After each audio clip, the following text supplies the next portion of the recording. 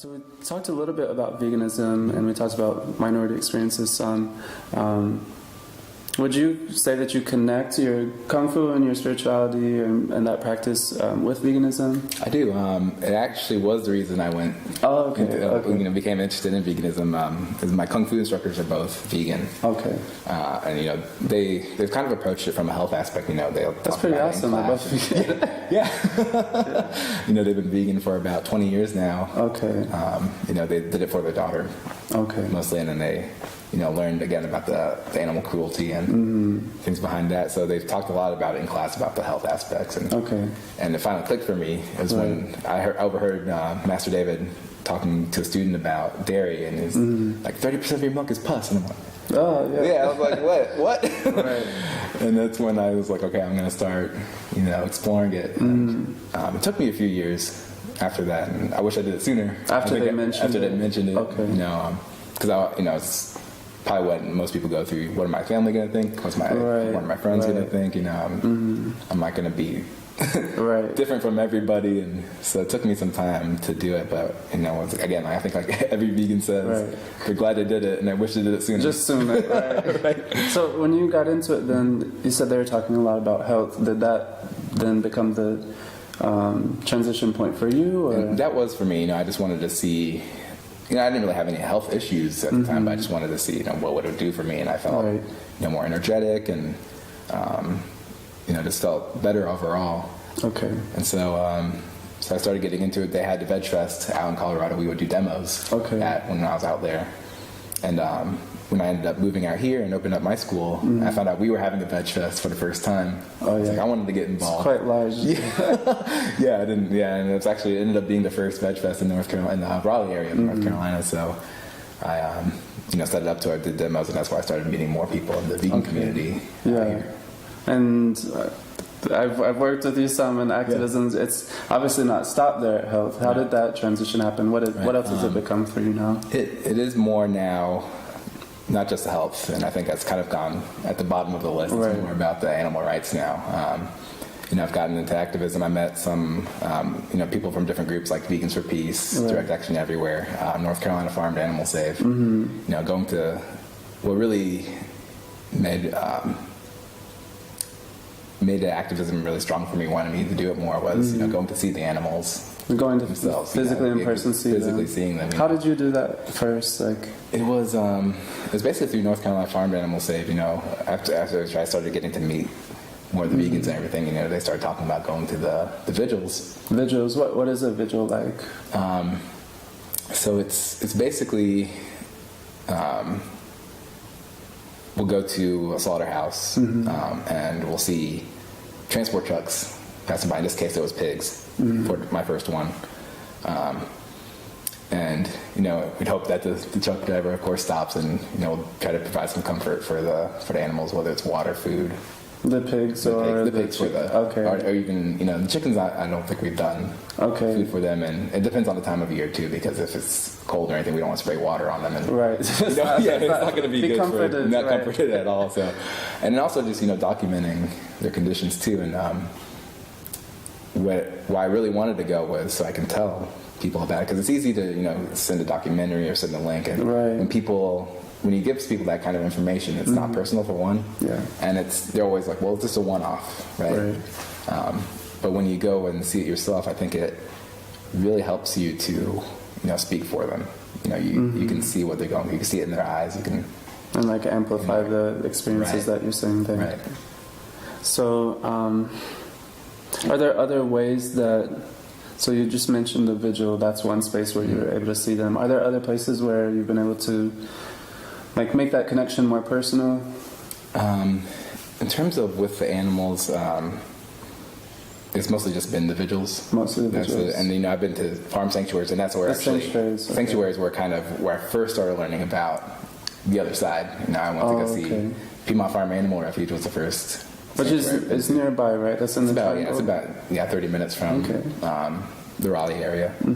And I learned a little bit about, because I went vegan, but I didn't really think about, each their own, let people do what they want to do. And then I learned about like, you know, eggs, wool, milk, like all the what it does to the animal. I never made that connection before. But you had a shift in focus. Yeah, and that's when I started making that connection, and that's when I was like, okay, I need to go to a vigil and see it for myself and make that connection a little stronger. So there's so many different arguments that people bring, and you said you came in from maybe a more health perspective. What are some things that you find really compelling today, like that just like, not necessarily individual arguments, but what really compels you to, you do a lot of activism now, right? Right. What pushes you to do that? It's more just for the animals, you know, and it's also bringing awareness to people, because I think, you know, I was in the same boat, you know, I never really thought about it or knew about it, and I try to connect my activism with, you know, my experiences. You know, I want to go in there and be like, I'm telling a story, what I've seen. Something I know. Yeah, something I know. That's why I try to bring out when I talk to people, whether it's one-on-one, whether it's with a group of people.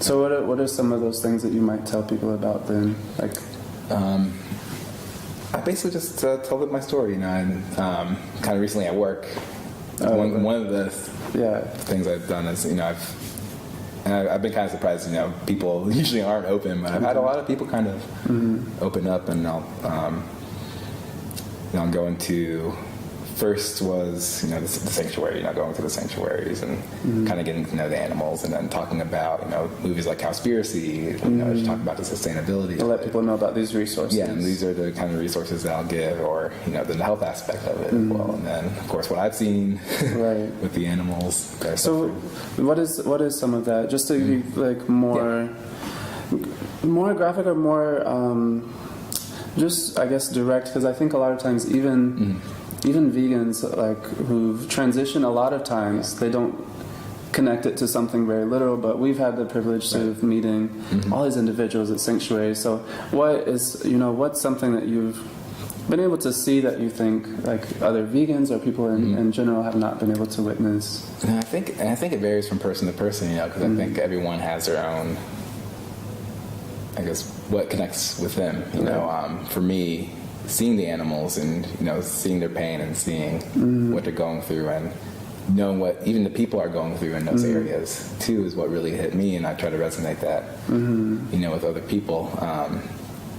You know, I think that's the tricky thing about the activism, is really knowing what resonates with a person, and kind of getting them into that and trying to be sensitive to what might go a little bit further with that person. Yeah.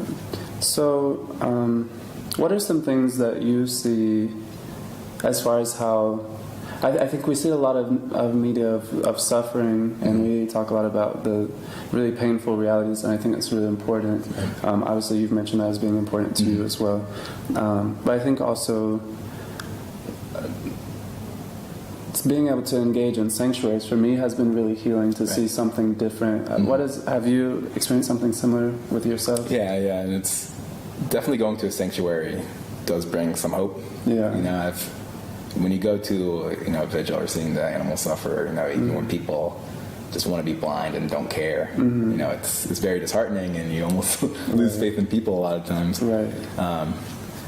But, you know, going to a sanctuary, it's been very rewarding, you know, to see, you know, there is a chance for the animals, you know, there's even get the opportunity to know them, you know, because I think I've learned, more personally, even like the biology of them. Right. You know, like I've never been going through all these different talks and sanctuaries and like learning about, you know, how chickens produce eggs, or, you know, why sanctuaries feed the eggs back to the chickens and things like that, and, you know, even something basic as an animal needs to be pregnant to produce milk. Which people don't like make that connection. It takes some time to get that. And, you know, it's just simple stuff like that you don't even think about, but it makes a lot of sense. Right. You know, and you just get that, you just make more of that connection. Yeah, I found the same as far as like being able to go to a sanctuary and meet these goats and think about like, they're not just like cute objects to just, you know, play with and get milk from. Like, obviously they're far from that from me now, right? But meeting individuals like Ziggy, the pig, who has such a large personality, such a big shit. Big understatement. Right. Yeah. Okay, so just to close a little bit, is there anything else that you would like to share? We can transition to talk a little bit about if you want to tell people about the work that you do, how they could get involved, that kind of thing. Sure. In terms of like the activism or more? You can say it. Anything, activism, to talk about your school, any? Yeah. So if anyone's interested in trying out a class, first class is free.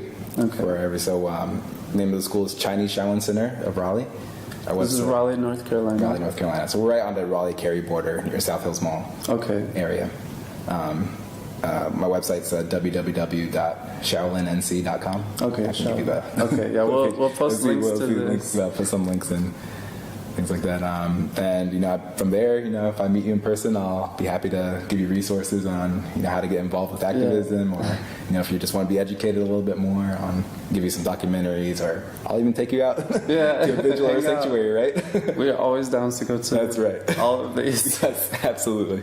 All right. Is there anything else you want to share? That's all. All right. Thank you so much, Mo, for your time. I appreciate your time. And thank you all for watching. The Lens is going to absolutely be a series where we continue to talk about minoritized experiences, to talk about veganism, spirituality, art, all of these things, and really get to know each other more personally and have a conversation. So thank you so much for watching. Thank you for taking the time to connect with us. And if you have any questions for Mo or for me, you can definitely leave a comment below. We'd love for you to subscribe and share if you'd like. So thank you so much. Thank you again, Mo. Thank you, Amani. And this is Amani with Love and Light. All right.